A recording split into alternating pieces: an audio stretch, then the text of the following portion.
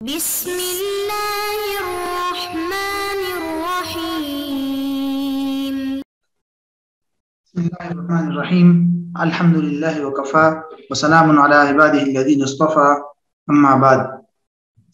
عزیز طلبہ، دروس فقہ المعاملات المالیہ کا 10واں موضوع جاری ہے، جس کا عنوان ہے جدید اور معاصر تحقیقات۔ اس موضوع کو ہم نے گزشتہ کچھ نشستوں سے شروع کیا ہے اور اس کے ضمن میں ہم نے کئی ذیلی عنوانات بھی آپ کے سامنے رکھے تھے، تو آج بھی اس کا ایک اہم عنوان آپ کے سامنے رکھیں گے۔ آج کی جو ہماری نشست ہے یہ نشست نمبر 113 ہے۔ جیسے کہ جدید اور معاصر تحقیقات کا یہ خاکہ مضامین کا آپ کے سامنے ہے۔ اس خاکے میں جو پہلے دائیں طرف کے جو سارے عنوانات ہیں یہ الحمدللہ گزشتہ نشستوں میں یہ مکمل ہو چکے ہیں۔ یہ یہاں سے مال خبیث سے لے کر بل آف ایکسچینج تک یہ سارے مکمل ہو چکے ہیں۔ تو آج کی کلاس میں انشاءاللہ توثیق الدیون، یہ جو دوسری لائن کا سب سے اوپر والا عنوان ہے توثیق الدیون، اس پر انشاءاللہ کچھ تفصیل آپ کے سامنے عرض کریں گے۔ توثیق الدیون پر حضرت شیخ الاسلام استاد محترم مفتی محمد تقی عثمانی صاحب دامن برکاتہم نے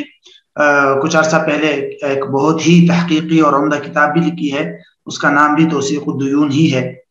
اس کا مطالعہ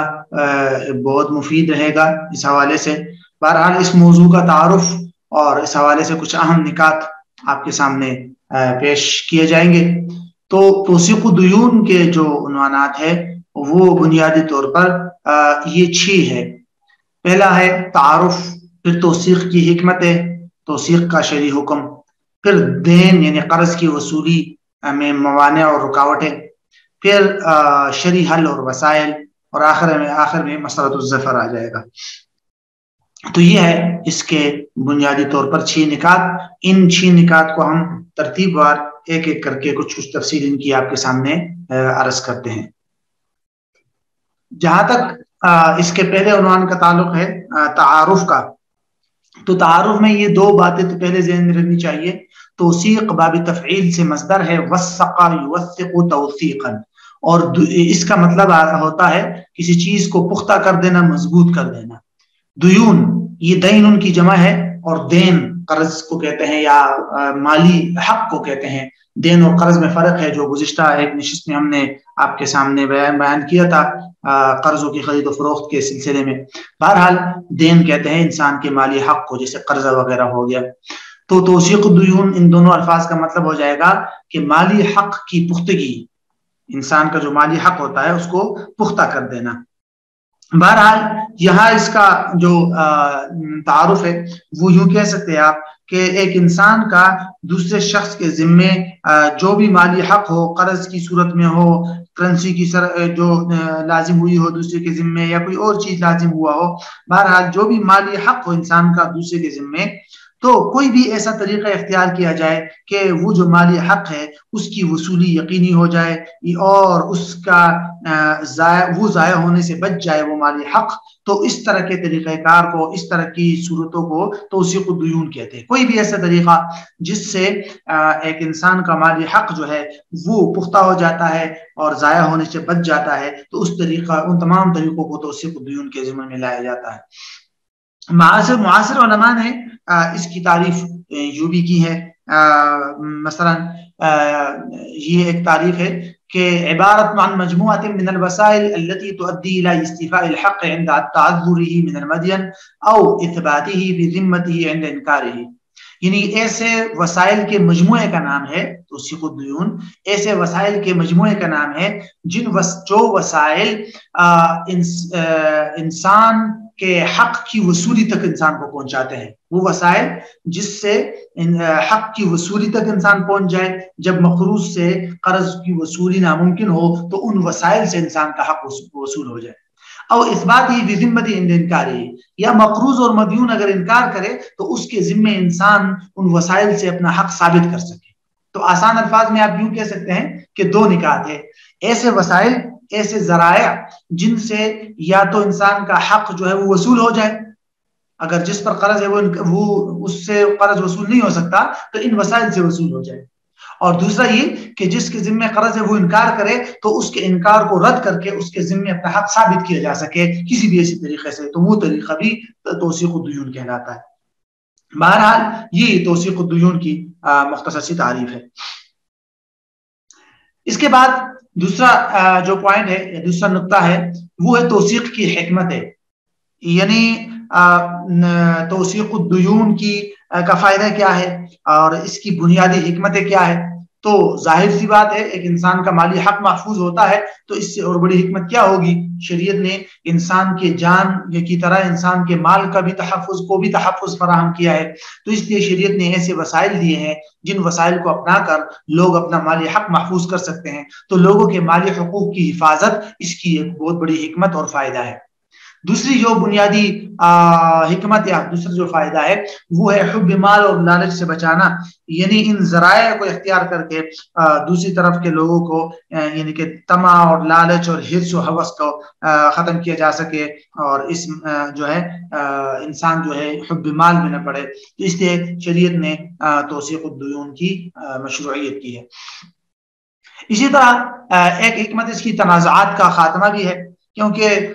اگر ایک انسان کا دوسرے کے ذمہ مالی حق لازم ہو جائے اور اس کے ثابت کرنے یا اس کی وصولی کا کوئی راستہ نہ ہو تو لازمی بات ہے ایسی صورتحال میں جھگڑے پیدا ہوتے ہیں، تنازعات پیدا ہوتے ہیں۔ تو اس لیے شریعت نے تنازعات کو ختم کرنے کے لیے کچھ وسائل، کچھ راستے دیے ہیں کہ بھئی اگر آپ کا کسی کے ذمہ مالی حق لازم ہوتا ہے تو ان راستوں اور ان وسائل کو بھی ساتھ میں اختیار کر لو تاکہ بعد میں جھگڑے نہ ہو اور جس کا حق ہے اس کو اس کا حق ملے، جس پر حق لازم ہے وہ بعد میں انکار نہ کر سکے۔ تو اس لیے شریعت نے ایسے راستوں کی طرف انسان کی رہنمائی فرمائی ہے۔ تو یہ ہے بنیادی طور پر توثیق کی حکمت ہے۔ اچھا جی، تیسرا جو پوائنٹ یا نقطہ ہے وہ ہے توثیق کا شرعی حکم، یعنی کسی کے ذمہ اگر آپ کا مالی حق لازم ہو رہا ہے، اس مالی حق کو محفوظ کرنے کے لیے کوئی راستہ اختیار کرنا، کوئی گواہ بنانا اس پر یا تحریری اسٹامپ پیپر وغیرہ بنانا، جو بھی راستہ ہو، جو بھی ذریعہ ہو، ایسے ذرائع اختیار کرنا کہ جن ذرائع سے آپ کا حق اور مالی حق جو ہے اس کے ذمہ محفوظ ہو جائے اور ضائع ہونے سے بچ جائے۔ یہ جو عمل ہے، اس عمل کی شرعی حیثیت کیا ہے؟ کیا یہ لازم ہے؟ قرآن کے اندر اللہ رب العزت فرماتے ہیں کہ جب تم کوئی ادار معاملہ کرو تو اسے لکھ لیا کرو۔ فرماتے ہیں یا ایھا الذین آمنوا اذا تداینتم بدین الی اجل مسمى فاکتبوا،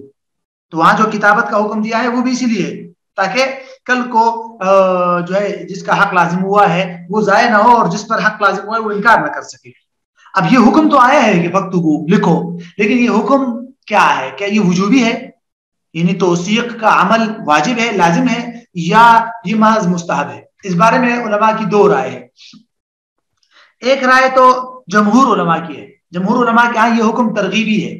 یعنی شریعت نے ترغیبی طور پر یہ حکم دیا ہے کہ تاکہ تم لوگوں کا مالی حق محفوظ ہو جائے، جھگڑے پیدا نہ ہو، اس لیے ادار معاملہ ہو تو اسے لکھ لیا کرو، یعنی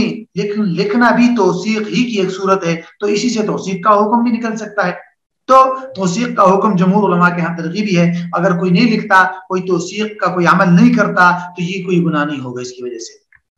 دوسری رائے دیگر کچھ علماء کی ہے،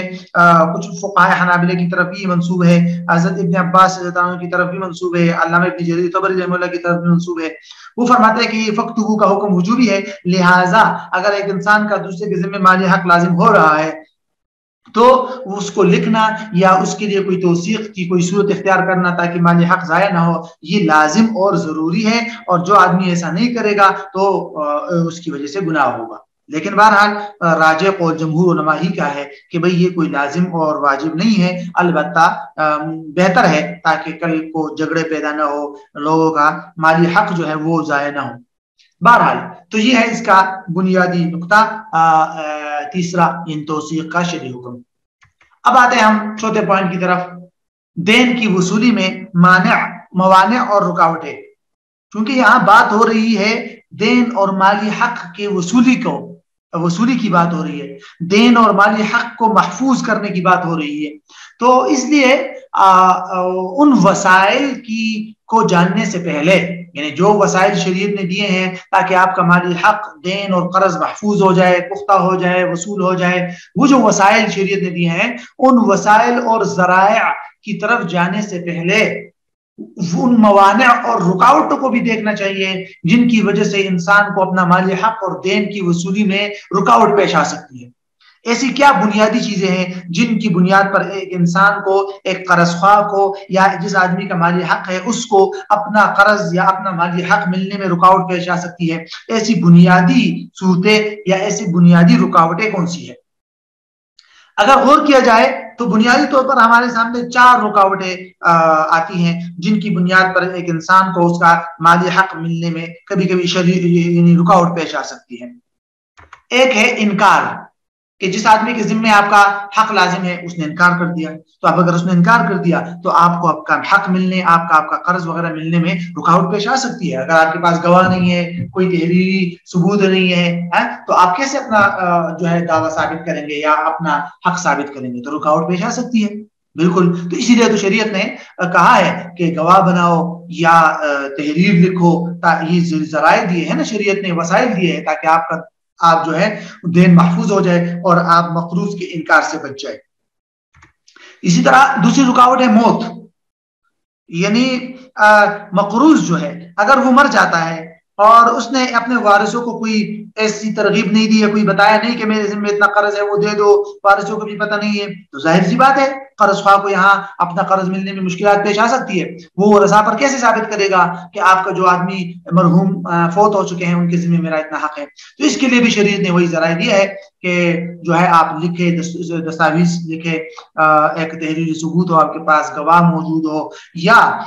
آپ نے مرحوم کی طرف سے کسی کو کفیل بنایا ہے یا حوالہ وغیرہ جو بھی ہے ذرائع وہ آگے آ رہے ہیں۔ تو بہرحال دوسری بنیادی رکاوٹ انسان کو جو پیش آتی ہے اپنے دین کی وصولی کے سلسلے میں وہ موت ہے۔ تیسری چیز جو ہے وہ تیسری رکاوٹ وہ تنگ دستی ہے، یعنی قرض ملنے کے سلسلے میں بنیادی طور پر یہ رکاوٹ بھی پیش آ سکتی ہے کہ مقروض شخص جو ہے وہ تنگ دست ہے اور ادائیگی پر قادر نہیں ہے، تو ایسی صورتحال میں وہ کیا کرے گا؟ تو جب وہ ادائیگی پر قادر نہیں ہے تو قرض خواہ کو اپنا حق ملنے میں مشکل پیش آ سکتی ہے۔ تو اسی لیے شریعت نے کہا ہے کہ اگر کوئی آدمی تنگ دست ہو تو اس کو آپ تھوڑا سا ٹائم دیا کرو، اور تاکہ اس کے پاس کچھ مال آ جائے، پھر تمہارا مال جو ہے وہ تمہارا حق ادا کر دے گا۔ فرماتا ہے اللہ رب العزت قرآن مجید میں کہ وَإِن كَانَ ذُو عُسْرَةٍ فَنَظِرَةٌ إِلَىٰ مَيْسَرَةٍ،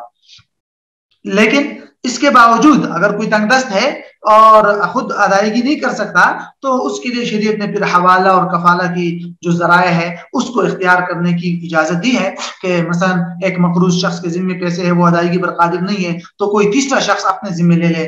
اس کے قرض کو، اور بعد میں مقروض کے پاس پیسے آ جائے تو اس سے لے لے۔ تو یہ حوالہ کفالہ وغیرہ جو ذرائع ہے وہ اس کے تحت آ سکتے ہیں۔ بہرحال تو یہ بھی ایک بنیادی رکاوٹ ہے جو ایک انسان کو اپنا قرض ملنے کے سلسلے میں اس کی وجہ سے مشکلات پیش آ سکتی ہے۔ چوتھی جو رکاوٹ ہے وہ ٹال مٹول ہے،